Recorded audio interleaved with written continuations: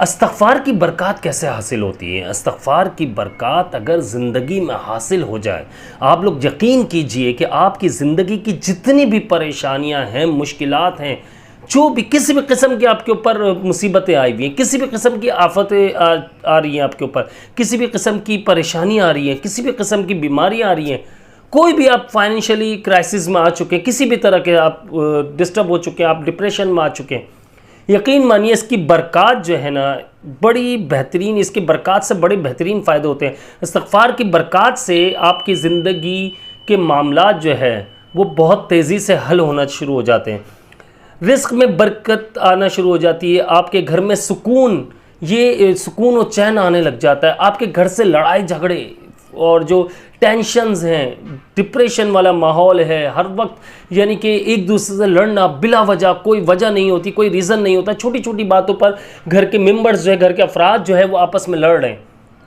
تو یار یہ چیزیں جو ہیں، یہ استغفار کی برکات جو ہے نا، جب یہ استغفار کی برکات آتی ہیں تو یہ چیزیں خود ہی غائب ہو جاتی ہیں۔ آپ کتنے ہی بیمار ہو رہے ہو، آپ کتنے ہی پریشان ہو رہے ہو، آپ ڈاکٹرز کی سمجھ میں نہیں آ رہا، آپ استغفار کی کثرت کیجئے۔ اگر آپ پیسوں کے لیے پریشان ہیں، استغفار کی کثرت کیجئے۔ اگر آپ بے اولاد ہیں، استغفار کی کثرت کیجئے۔ اگر آپ مالی طور پر پریشان ہیں، تنگ دستی آئی ہوئی ہے، آپ اپنی طرف سے پوری بھرپور محنت کر رہے ہیں، آپ اپنے پورے لگن کے ساتھ، محنت کے ساتھ کام کر رہے ہیں، لیکن پھر بھی پریشانی نہیں جا رہی، تو آپ استغفار کیجئے۔ اگر آپ کے گھر میں ایک بے سکونی کا ماحول ہے، آپ کے گھر میں کسی بھی طرح کی پریشانی کا ماحول ہے، آپ کے گھر کے ممبرز جو ہے آپس میں لڑ رہے ہیں، آپ استغفار کی کثرت کیجئے۔ استغفار کی کثرت سے آپ کے گھر کا ماحول بہت اچھا ہو جاتا ہے، اللہ کی رحمت برکتیں نازل ہونا شروع ہو جاتی ہے۔ فرمایا گیا کہ جس گھر میں استغفار کی کثرت کی جاتی ہے، اس گھر میں اس محلے میں اللہ پاک کی رحمت برکتیں نازل ہونا شروع ہو جاتی ہے، اس گھر سے، اس محلے سے پریشانی ہٹا دی جاتی ہے۔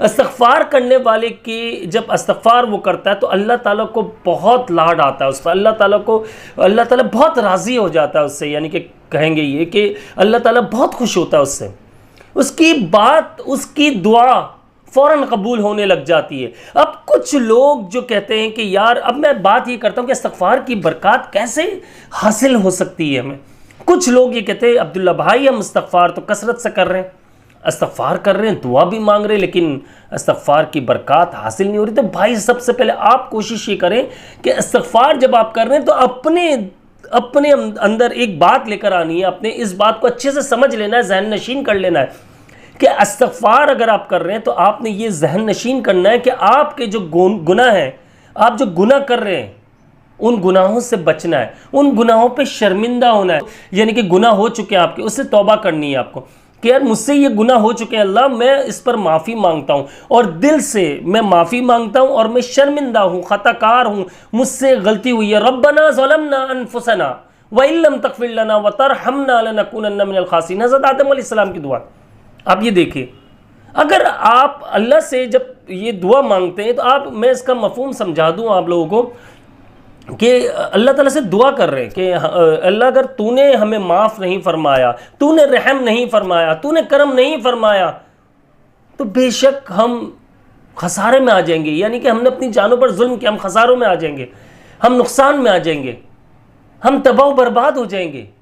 تو اس بات کو سمجھیے، جو بندہ اللہ رب العزت کے سامنے روتا ہے، گڑ گڑاتا ہے، استغفار کرتا ہے، توبہ کرتا ہے، تو یقین مانیے اللہ کے بہت قریب ہو جاتا ہے، اس کی دعا جو ہے فوراً قبول ہو جاتی ہے۔ اور وہ لوگ آج یہ دیکھیں رمضان مبارک کا مہینہ ہے، میں آپ لوگوں کو پچھلی کئی ویڈیوز میں سمجھا چکا ہوں، لیکن اس ویڈیو میں پھر ایک بار بتا دوں میں ان لوگوں کے لیے کہ یار استغفار آپ رمضان میں اٹھ رہے ہیں سحری کے لیے، اتنا بہترین ٹائم ہے، بہت سے لوگ سوتے نہیں ہیں سحری میں، بھائی سونے کی کوشش کیا کرو رات میں، یعنی کہ سحری میں کہہ رہا ہوں، رات میں کوشش کرو، رات میں سونے کی کوشش کرو، سحری میں اٹھو، آپ 3 بجے اٹھ جاؤ، 3:30 بجے اٹھ جاؤ، غالباً اگر میں کراچی کے ٹائم سے بات کروں پاکستان کے تو تقریباً سمجھ لے 5:30 بجے تک کا آپ کے پاس ٹائم ہوتا ہے۔